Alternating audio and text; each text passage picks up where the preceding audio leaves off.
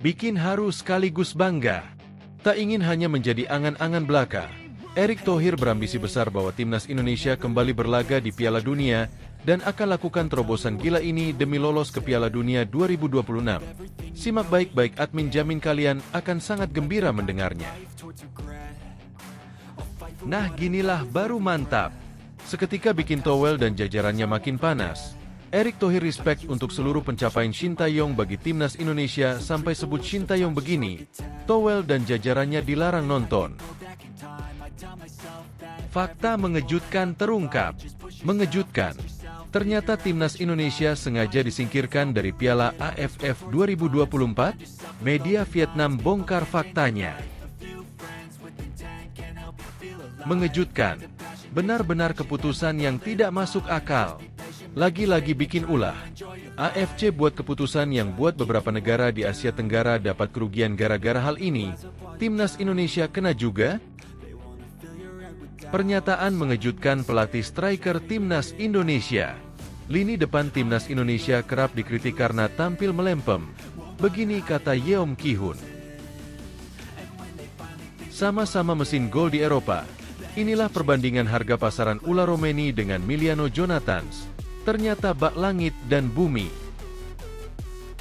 Bangga bisa kalahkan timnas Indonesia ibarat juara Piala Dunia. Mantan asisten Park Hang-seo larang Vietnam sombong ke timnas Indonesia. Ini alasannya. Simak 7 berita timnas Indonesia hari ini dan berikut informasi terlengkapnya. Tapi sebelum itu jangan lupa subscribe agar kalian tidak ketinggalan informasi terbaru seputar timnas Indonesia setiap harinya.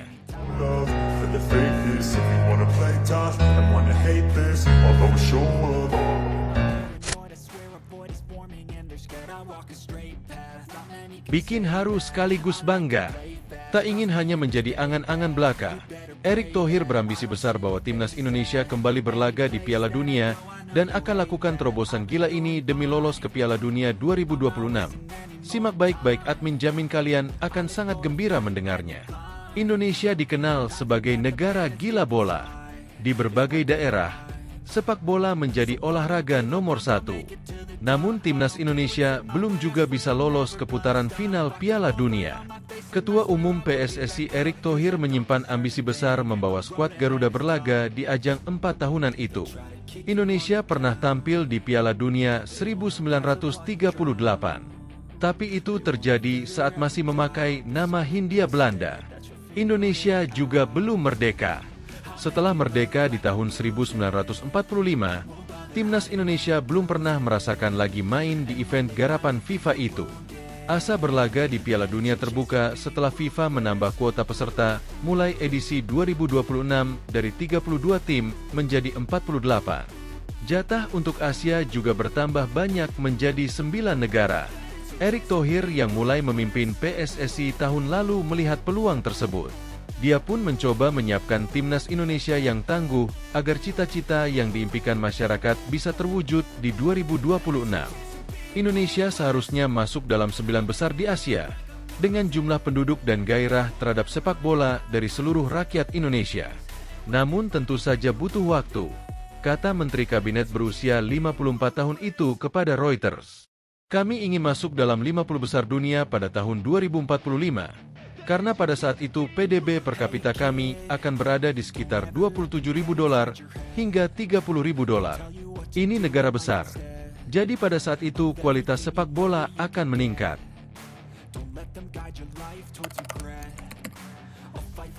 Sebagai catatan, PDB per kapita Indonesia saat ini sekitar $5.000.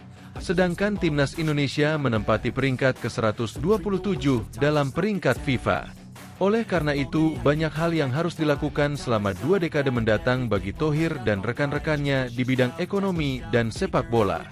Banyak orang mengatakan bahwa kami adalah raksasa yang sedang tidur dan inilah mengapa kami harus membuat program agar kami bisa menjadi lebih baik, kata mantan Presiden Inter Milan itu.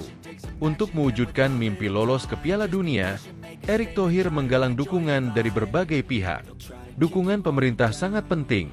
Sektor swasta sangat penting, dan juga federasi, papar Erick. Selain merencanakan strategi jangka panjang untuk perbaikan, Thohir telah mengawasi berbagai upaya untuk menarik pemain diaspora Indonesia yang sebagian besar lahir di Belanda, untuk bermain bagi timnas Indonesia. Proyek ini terbukti sukses besar.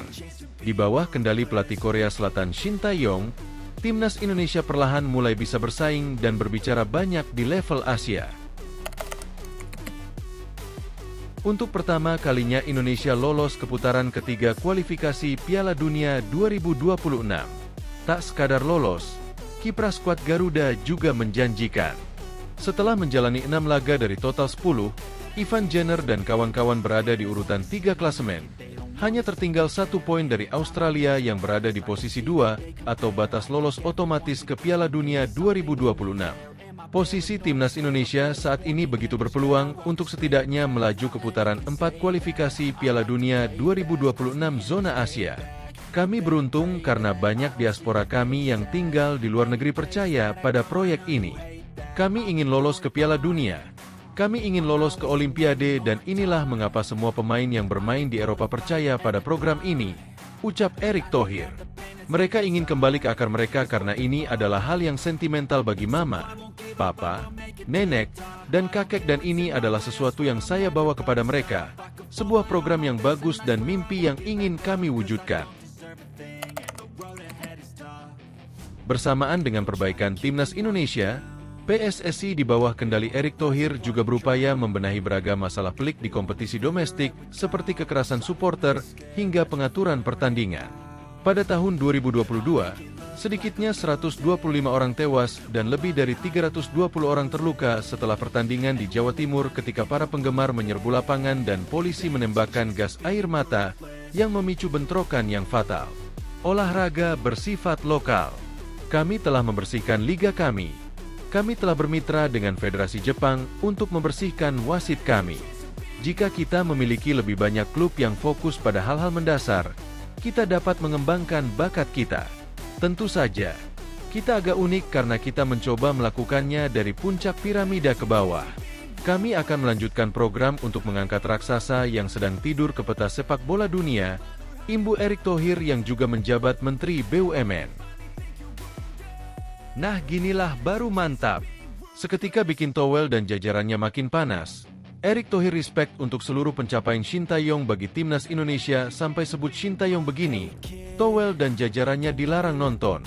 Ketum PSSI, Erick Thohir menyatakan respect kepada seluruh pencapaian Shin Tae-yong untuk timnas Indonesia. Erick Thohir baru saja diwawancarai media Korea Selatan, Best 11 soal perkembangan sepak bola Indonesia termasuk pencapaian-pencapaian timnas Indonesia saat ini. Ketum PSSI tersebut menyatakan respeknya kepada Shin Tae-yong yang sudah 4 tahun membangun timnas Indonesia.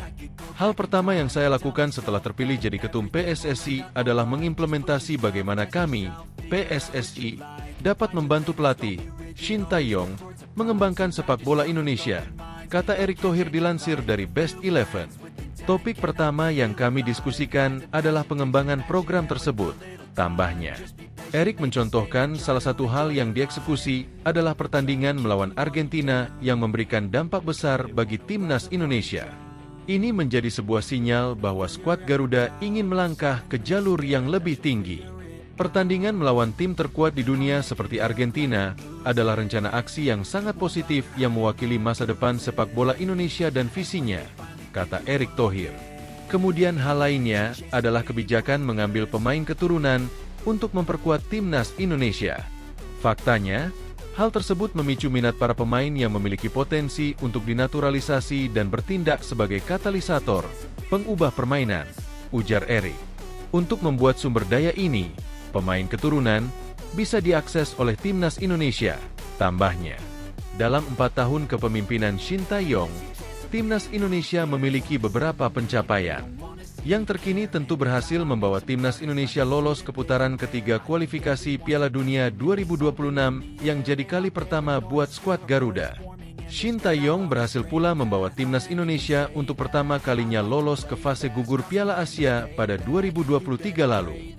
Atau pencapaian timnas U23 Indonesia jadi peringkat keempat di Piala Asia U23 2024. Erick menyatakan respek kepada seluruh pencapaian Shin Tae-yong untuk timnas Indonesia. Menurutnya, Shin Tae-yong memiliki ketulusan dalam melaksanakan segala plan PSSI. Coach Shin percaya pada rencana yang saya dan PSSI miliki, kata Erick Thohir. Dan dia bekerja sama dengan saya untuk mengeksekusinya secara tulus. Saya sangat menghormati banyak prestasi yang telah dipersembahkan Shin Tae-yong untuk sepak bola Indonesia, tambahnya. Fakta mengejutkan terungkap.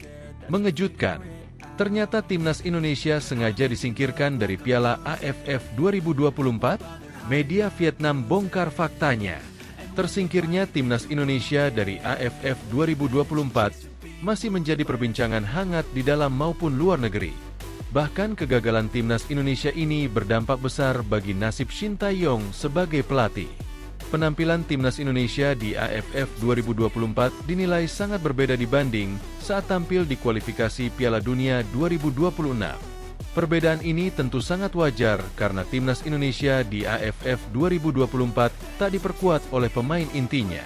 Salah satu media Vietnam, Soha, membahas tentang pemberitaan di media Indonesia yang menyebut dugaan adanya upaya menyingkirkan timnas Indonesia dari AFF 2024. Di dalam pemberitaan tersebut, disebutkan kejanggalan keputusan wasit yang dinilai merugikan skuad Shin Tae-yong hingga berakhir dengan kekalahan timnas Indonesia yang membuatnya tersingkir dari AFF 2024 dan gagal melaju ke semifinal. Selain itu, disebutkan juga bahwa timnas Indonesia yang menurunkan skuad U22 membuat AFF 2024 mengalami penurunan kualitas sehingga skuad Shin Tae-yong sengaja disingkirkan. Merespon pemberitaan tersebut, media Vietnam langsung menegaskan bahwa pernyataan itu hanyalah pandangan pribadi penulis.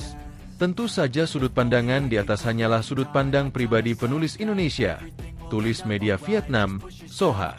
Menurut media Vietnam, tak mungkin ada upaya sengaja menyingkirkan timnas Indonesia dari AFF 2024. Piala AFF merupakan turnamen yang menerapkan teknologi VAR, dan ketika wasit menjalankan pertandingan, mereka mempunyai dasar sebelum mengambil keputusan penting, tulis media Vietnam, Soha. Justru media Vietnam menyalahkan timnas Indonesia yang disebut kurang maksimal penampilannya selama AFF 2024. Pada turnamen tahun ini, timnas Indonesia kurang bermain baik dengan tim U22. Pelatih Shin Tae-yong sendiri pun mengakui anak didiknya sedang tidak dalam kondisi terbaik, tulis media Vietnam, Soha.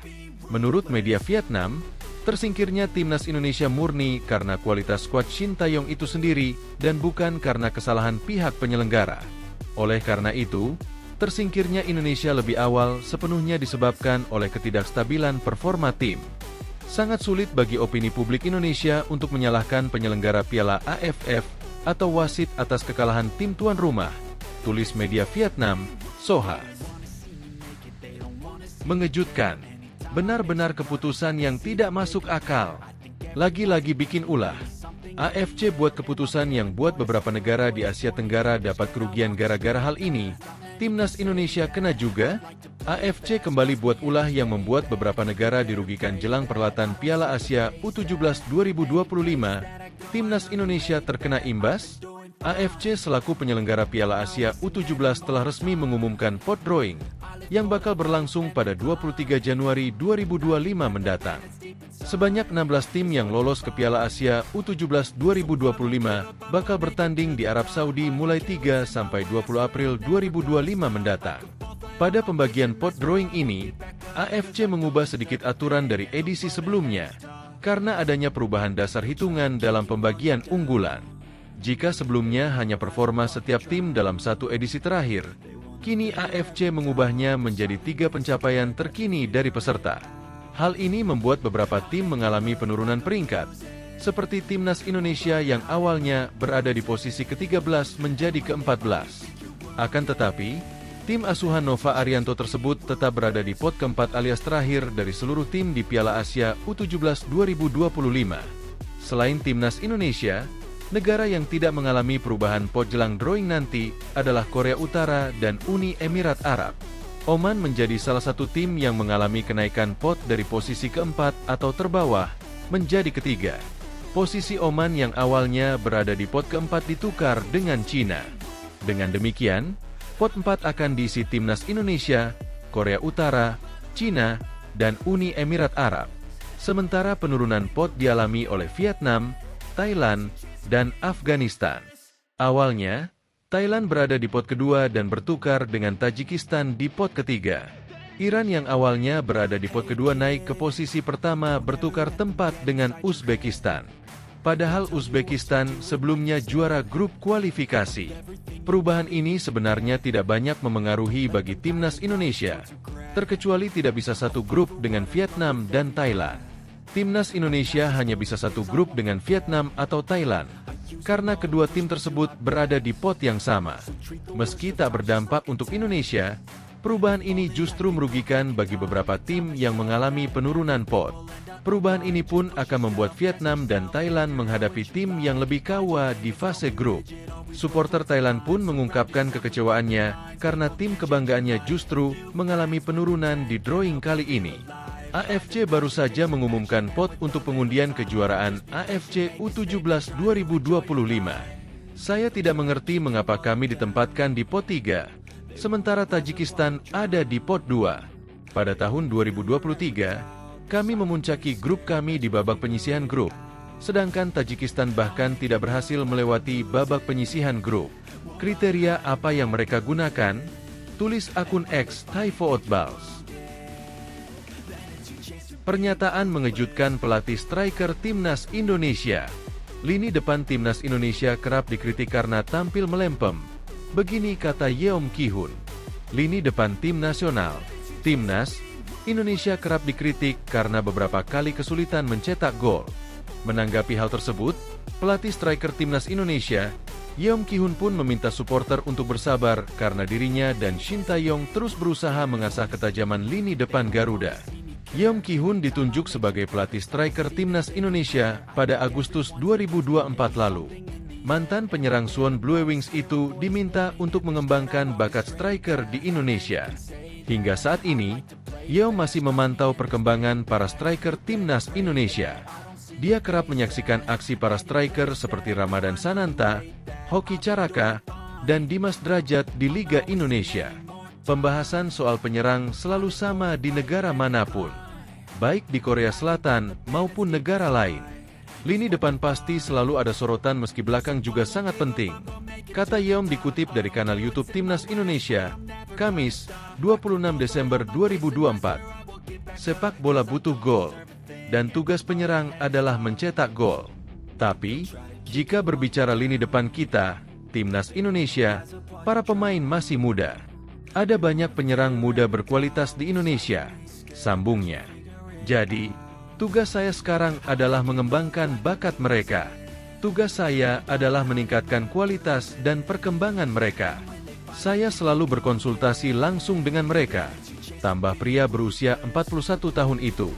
Meski begitu, supporter tampaknya belum puas dengan performa para striker timnas Indonesia. Mereka mempertanyakan produktivitas gol dari para penyerang skuad Garuda. Soal ini, Yeom meminta para supporter untuk bersabar dan mempercayakan proses pengembangan yang dilakukannya. Dia meyakini, para striker timnas Indonesia akan mencapai kemampuan terbaiknya suatu saat nanti. Memang penggemar pasti selalu ingin melihat langsung hasilnya, tapi semua itu tidak akan langsung membuahkan hasil. Percayakan saja, jika kita mau lebih bersabar, para pemain akan mencapai kemampuan terbaiknya, tandasnya. Sama-sama mesin gol di Eropa. Inilah perbandingan harga pasaran Ula Romeni dengan Miliano Jonathans. Ternyata bak langit dan bumi. Adu harga pasaran Ula Romeni dengan Miliano Jonathans menarik diulas.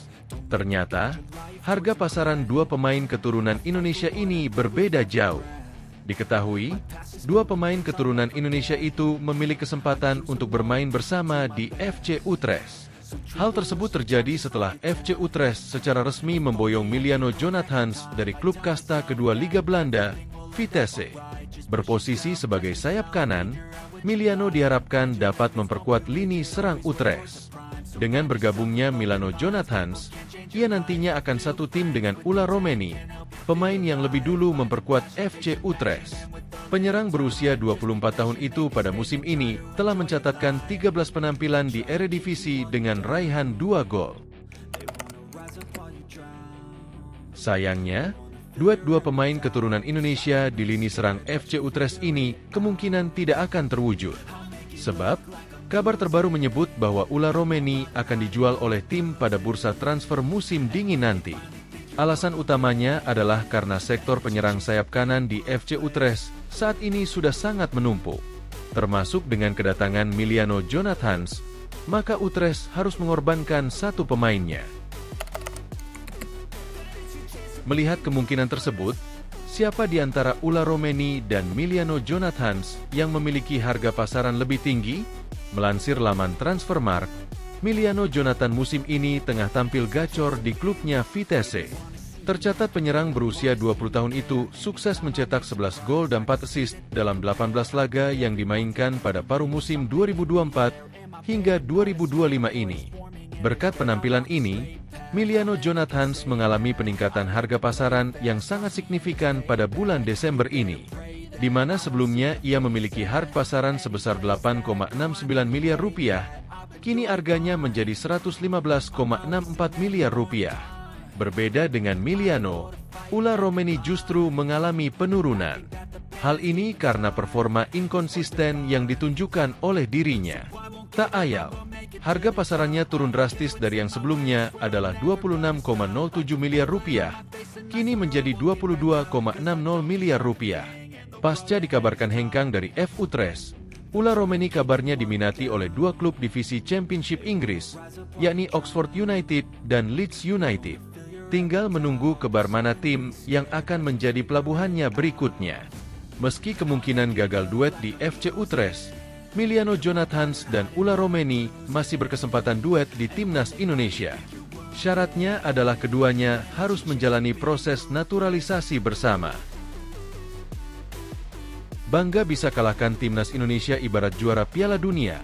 Mantan asisten Park Hang-seo larang Vietnam sombong ke Timnas Indonesia, ini alasannya.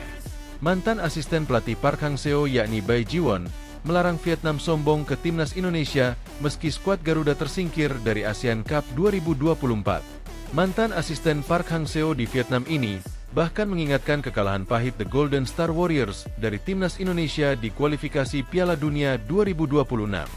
Vietnam memang memastikan diri lolos ke babak semifinal Asian Cup 2024. Ini berbeda dengan Timnas Indonesia yang harus tersingkir dari Asian Cup 2024 seusai kalah dari Filipina di penyisihan Grup B. Tim Merah Putih kalah 0-1 dari Filipina, sehingga langkah skuad Garuda terhenti di Asian Cup 2024. Kegagalan Timnas Indonesia ini memang mendapat banyak sorotan, salah satunya dari media Vietnam. Saat banyak yang terkejut dengan langkah Timnas Indonesia di ajang 2 tahunan ini. Mantan asisten Park Hang-seo, Bae Ji-won, pun berbicara soal langkah Vietnam yang lolos ke semifinal ajang 2 tahunan tersebut.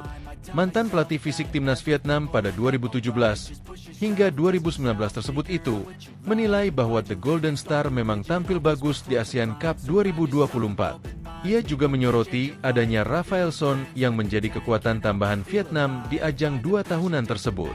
Saya tidak terkejut dengan penampilan Xuan San, karena kemampuannya telah terbukti di Liga Vietnam, ujar Bae Ji-won sebagaimana dikutip bolasport.com dari media Vietnam VN Express, Kamis, 26 Desember 2024. Rafael Son jelas merupakan pilihan terbaik Vietnam, ucapnya.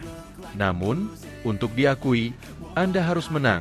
Anda harus menang, khususnya Piala ASEAN.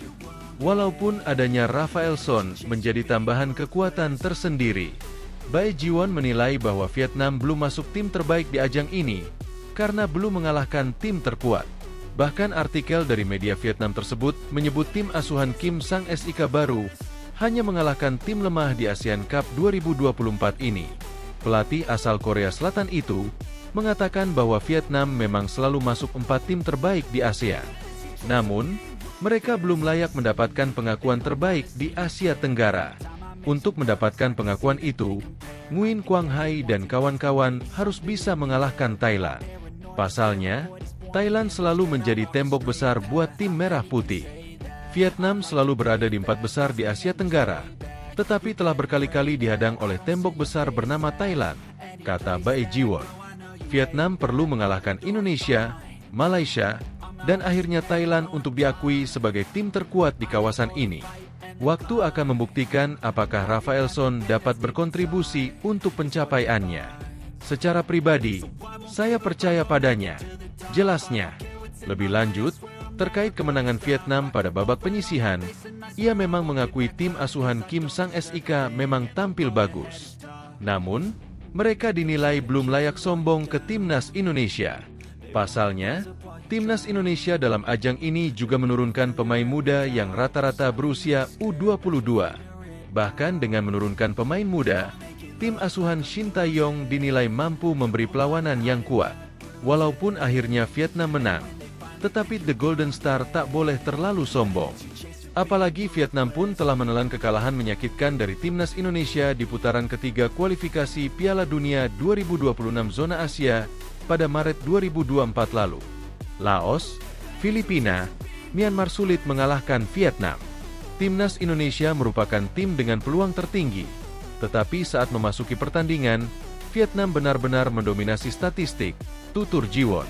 Tentu saja semua orang tahu bahwa Indonesia tidak menurunkan pemain terkuat atau berada dalam posisi yang kurang menguntungkan karena hari istirahat yang kurang seperti yang dikatakan pelatih Shin Tae-yong. Itu bisa menjadi alasan kekalahan. Tetapi Vietnam juga perlu menerima dan mengingat saat mereka kalah dari Indonesia di kualifikasi Piala Dunia, pungkasnya.